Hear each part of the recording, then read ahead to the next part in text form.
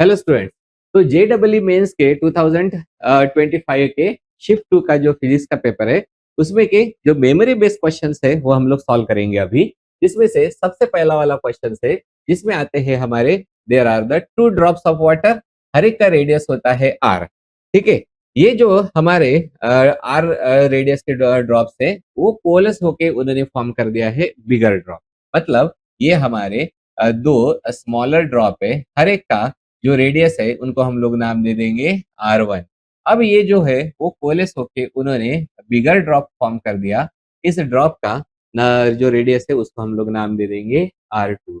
हम लोगों को बाद में निकालने के लिए बोला है the energy release in this process.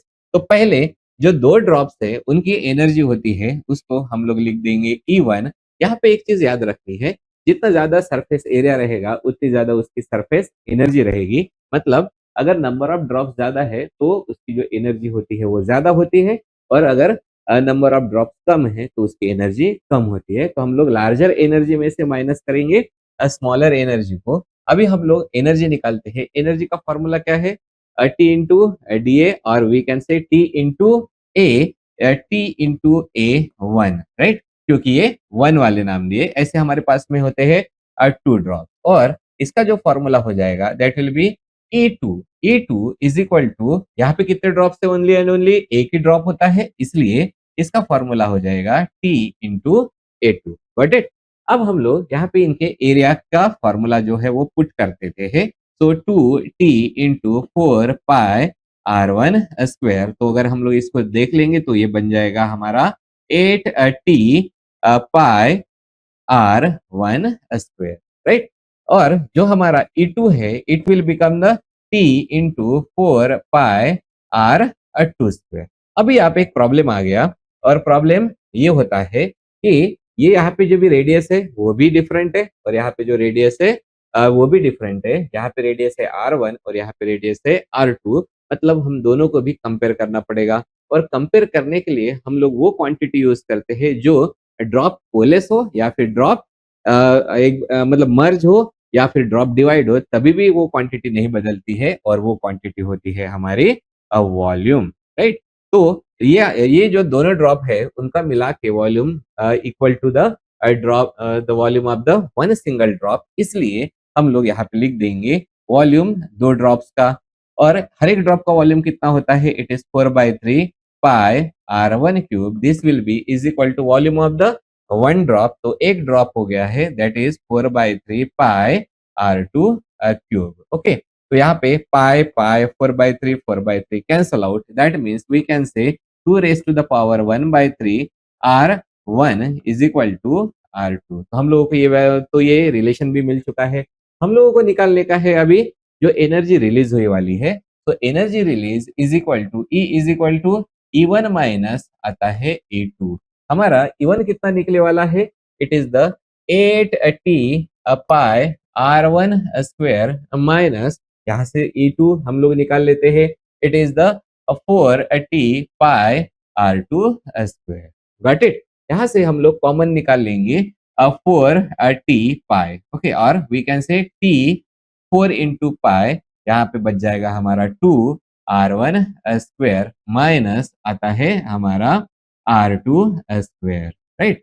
तो ये हो चुका है, लेकिन हमारे पास में जो वैल्यू है वो वैल्यू प्रेजेंट है R2 की वैल्यू होती है, और R2 का अगर हम लोगों ने स्क्वायर कर दिया it will become the R1 square and 2 raised to the power 2/3। तो ये वैल्यूज हम लोग पुट कर देते हैं T into 4 pi 2 R1 square minus here R1 square into 2 raised to the power 2/3। R1 की जो वैल्यू होती है इट इज T 4 पाई। हम लोगों को इनिशियल रेडियस गिवन है that is the 2R square minus R square 2 raised to the power 2/3। यहाँ से कॉमन कौन निकलेगा हमारा? फिर से R स्क्वायर जो है वो कॉमन निकल जाएगा। तो T 4 पाई R स्क्वायर, तो क्या क्या बच गया वाला है? 2 minus 2 raised to the power 2/3। लेकिन यहाँ से अगर 2 को कॉमन निकालने का है तो हम लोग 2 को कॉमन कैसे निकालेंगे? 4 पाई R स्क्वायर, 2 को सॉरी, अगर यहाँ पे 2 कॉमन निकल गया, यहाँ पे कौन बच जाता है? 1 बच जाएगा, और यहाँ पे कौन बचेगा? It will become 2 raise to the power minus 1/3। ये कब कुछ स्टूडेंट ये सोचेंगे ये चीज जो है वो कहाँ से आने वाली है, तो उसके लिए हम लोग यहाँ पे ये सॉल्व करते हैं। 2 रेज टू द पावर 2/3, ये जो चीज है उसको हम लोग किस तरीके से लिख सकते हैं 2 के फॉर्म में? It is 2 into 2 raise to the power अगर 1 लिखा गया तो it will be multiplied by 2 raise to the power minus 1/3। और ये कहाँ से आता है? हमारे पास में a raise to the power m multiplied by a raised to the power n, so it will be the a raised to the power m plus n, ये वाला आ गया। तो अगर हम लोग इसको सॉल्व करेंगे तो इसको सॉल्व करने के बाद में 2 1 minus 1/3 this will be is equal to that is 2 raise to the power 2/3। Got it? तो ये हो गया हमारा सॉल्व करने का एक तरीका। तो यहाँ पे जो आता है तो इस तरीके से आ चुका है, इसलिए अब जो हमारा ये जो बनेगा it will become 2 multiplied by that means the 8 t pi r square and here 1 minus 2 raised to the power minus 1/3। This is our final answer, और ये जो फाइनल आंसर है वो हम लोगों को मिलता है ऑप्शन 1 में। ओके, इसके बाद में हम लोग जाएंगे हमारे सेकंड क्वेश्चन पे। सेकंड क्वेश्चन में दिया गया है एक स्पोर्ट्समैन है, वो उसने run around a circular track, ये हो गया हमारे सर्कुलर ट्रैक, जिसका रेडियस गिवन है दैट इज रेडियस r। ऐसा उसने वो इस तरीके से रन कर रहा है कि वो ट्रैवल कर रहा है पाथ ए बी। मतलब कहाँ से स्टार्ट हुआ? ए से स्टार्ट हुआ, कहाँ तक गया? बी तक गया। ठीक है, फिर बी से कहाँ तक आया? वो आया वाला वो ए तक आया है, और फिर से ए से लेकर कहाँ तक गया है? बी तक गया है। राइट? तो ऐसे ये जो पर्सन है उसने अभी इस तरीके से उसका ट्रैवलिंग हो चुका है। अब हम लोगों को क्या निकालने के लिए बोला है? the distance traveled and the displacement are the respectively। तो बिल्कुल सिंपल सा क्वेश्चन है, this is the distance travelled. तो ये जो हमारा स्पोर्ट्समैन है उसने स्टार्ट कहाँ से क्या वाला है? ए से लेकर स्टार्ट किया बी तक, बी से आ गया है फिर से ए तक, मतलब उसने एक सरकमफेरेंस ऑफ सर्कल कंप्लीट कर लिया वाला है। तो कितना हो जाएगा हमारा 2 पाई आर, और यहाँ से लेकर फिर से यहाँ तक गया वाला है, that means it is the half of the 2 pi r, that will be the pi r। मतलब ये हो जाएगा distance travelled it is the 3 pi r। और अगर दूसरा निकालना है this is the displacement. Displacement का मीनिंग होता है that is initial position and final position के बीच में। तो इनिशियल जो पोजीशन है वो ए पे है और फाइनल पोजीशन बी पे है, so this one is our displacement. तो ये जो डिस्प्लेसमेंट है this is r and this is r, तो डिस्प्लेसमेंट हो गया हमारा 2r, और ये हम लोगों को मिलता है this is in the option number B में। ओके, इसके बाद में जो जाएंगे हम लोग next, that is the third problem. Third problem में हम लोग देखते हैं कि हमारे पास में दो चीजें हैं। कौन सी है? पहली जो चीज कहलाती है that is the mu naught. तो ये जो म्यू नॉट होता है, म्यू नॉट मतलब कौन हो गया हमारा?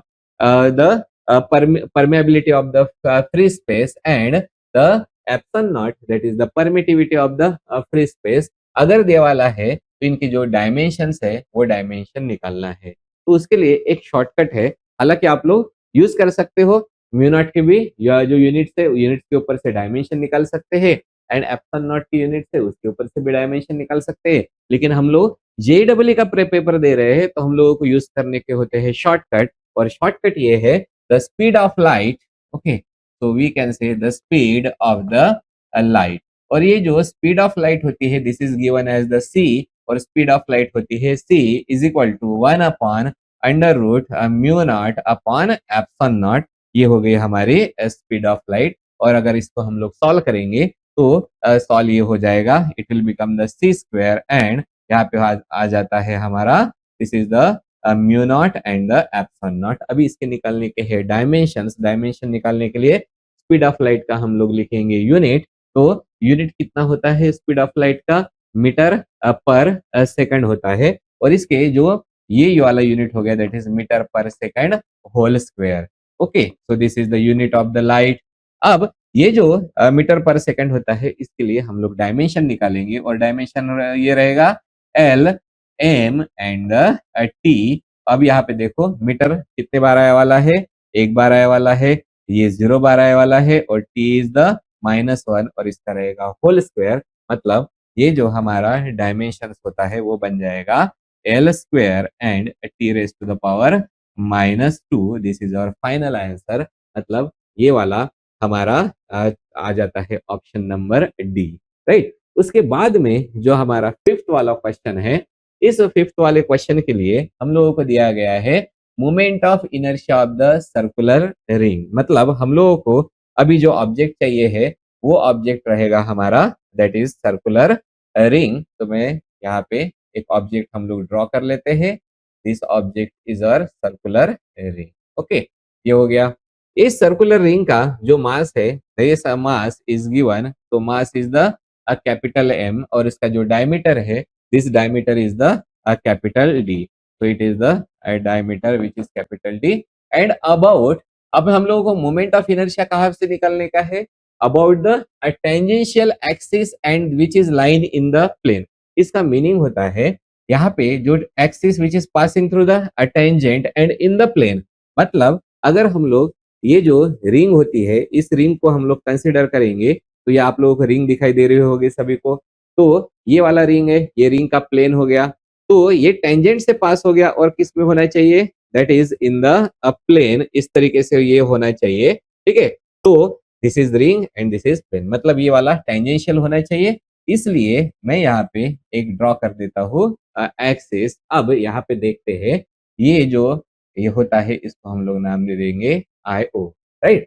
और हम लोगों ने यहाँ अगर ये सॉल्व करने का है, उसके लिए एक थ्योरम लगता है and that theorem is called as the parallel axis theorem. अगर पैरेलल एक्सिस थ्योरम है तो पहले हम लोग यहाँ से निकाल देते हैं एक दूसरा एक्सिस जिसके अलोंग मोमेंट ऑफ इनर्शिया होता है, that is the I D, right. तो रिंग के लिए अभी हम लोगों को पैरेलल एक्सिस थ्योरम यूज करने का है, that is I O is equal to I D plus आता है हमारा M H square. I D जो होता है रिंग के लिए, I D is always half of the I C. तो here I D is equal to half of the I C. और मोमेंट ऑफ इनर्शिया जो होता है रिंग के लिए along the axis passing through the centre and perpendicular to the plane, that is m r square. मतलब ये जो I D होता है this will become the m r square by 2 plus it is m r square. So it will become the mr square common. So it is 3mr square by 2. Okay. अब यहाँ पे हम लोग देखते हैं option में जो दिए वाला है that is in the form of the diameter. तो radius is equal to twice of the diameter 3m और यहाँ पे कौन हो जाएगा? It will become the d by 2 whole square divided by 2. So it will become the 3m d square divided by 4 into 2, that is the 8. तो हमारा सही option होता है that is the 3m d square divided by 8। और ये जो हमारा next question आता है, नेक्स्ट क्वेश्चन में हम लोगों को एक डिजिटल सर्किट गिवन है और इनपुट भी शोन है। इनपुट है यहाँ पे 1 and 1, ये जो हमारे है इनपुट गिवन है। ओके, तो आप लोगों को ये डिजिटल सर्किट दिखाई दे रही होगी। अगर नहीं दिख रही होगी तो हम लोग उसको थोड़ा सा बड़ा कर देते हैं। तो ये हो गए हमारे डिजिटल सर्किट। डिजिटल सर्किट में हम लोग देख रहे हैं हमारे पास में जो गिवन है वो गिवन में 2 इनपुट है, दिस इज 1 and 1। मतलब दोनों भी इनपुट ओके है, मतलब यहाँ पे इनपुट प्रेजेंट है। अगर 0 रहता है तो there will be no input. तो यहाँ पे हम लोगों को इनपुट दिए वाले हैं और यहाँ पे 4 गेट्स दिए वाले हैं। तो हम लोग इन गेट्स को सबसे पहले हमारे अकॉर्डिंगली उनको नाम दे देते हैं। तो this is our first gate and this is our second gate, this will be our third gate and this will be our fourth gate, right. तो इसमें हम लोग ये चीज देख पा रहे हैं, जो हमारा पहला वाला जो गेट होता है, दिस गेट इज द, ये इस टाइप का जो गेट है, this is our and gate. लेकिन यहाँ पे क्या लग चुका है? ये नॉट लग गया है, that's why it this gate become the nand gate, right. अब यहाँ पे नैंड गेट का हम लोग 1 by 1 एक एक का आउटपुट निकालेंगे और उसके बाद में ऑप्शन देखेंगे। तो पहला जो एंड गेट होता है, एंड गेट में क्या होता है? 1 and 1 अगर रहा तो हमारा आउटपुट आएगा 1, लेकिन साथ में यहाँ पे नॉट लग गया है। ओके, मतलब ये हो गया है हमारा नैंड गेट, मतलब यहाँ का जो नैंड गेट का जो आउटपुट होगा, so we can say here is the input is 1 and 1 और इसका जो आउटपुट रहेगा, output is equal to it is 1 and 1 का 1 हुआ और आउटपुट इसका 0 निकला। फिर जो हमारा सेकंड है, second is the this gate, this gate is called as the or gate. Okay, अगर इसको ये लग गया तो वो हो जाएगा नॉर गेट। फिलहाल में ये ऑर गेट है और ऑर गेट में भी इनपुट है हमारे 1 एंड 1, तो इसका जो हमारा आउटपुट होता है वो आउटपुट जो रहेगा 1 और 1, that means output will be the 1। अभी फिर हम लोग हमारे आगे के दो के पास में जाएंगे। This is the third gate. Third gate में अब ये जो गेट है, this gate is the again and gate, right. तो ये वाला जो हमारा गेट है, इस एंड गेट में अभी हम लोगों को इनपुट कौन सा मिलने वाला है, यहाँ से जो इनपुट आने वाला है that input is the first one is the 0 और यहाँ से जो आउटपुट निकले वाला है वो आउटपुट है 1। तो इसकी जो दो इनपुट हो गया है, एक हो गया है 0, एक हो गया है 1। मतलब अगर हम लोग इसको सॉल्व करेंगे, दिस इज द 0 एंड 1 और गेट कौन सा है हमारा, दिस इज एंड गेट। और एंड गेट से जब भी आउटपुट निकलेगा, आउटपुट के लिए हम लोगों को चाहिए होता है 1 एंड 1, तभी आउटपुट रहेगा 1, right. And 1 and 0 that means यहाँ पे आउटपुट रहेगा हमारा P इज इक्वल टू कितना हो गया है 0। एंड फोर्थ में जाके देखेंगे, अब ये हमारा एक गेट हो गया है, so this is the and gate, ठीक है। ये वाला जो होता है it is the or gate. और गेट के ऊपर अगर हम लोगों ने ये लगा दिया तो ये बन गया हमारा नॉर गेट। ओके, तो यहाँ पे हम लोग देखते हैं, तो यहाँ से इनपुट में कौन सी चीजें वाली है, पहला एक इसका ये तो यहाँ पे आने वाला है, मतलब पहला कौन सा है 0 एंड 0, ठीक है। 0 एंड 0 का मिलके और है। अगर ये और होता है तो 0 और 0 और में से कितना बन गया, और गेट में 1 और फिर उसका मतलब उसको क्या बोलते हैं, शिफ्ट हो गया, मतलब कौन सा हो गया, this is the nor gate. मतलब इसका जो आउटपुट हो गया है, this output will be 1 and this is the Q is equal to 1। तो और right option is equal to 0 and Q is equal to 1। Okay, तो ये हो गया हमारे पहले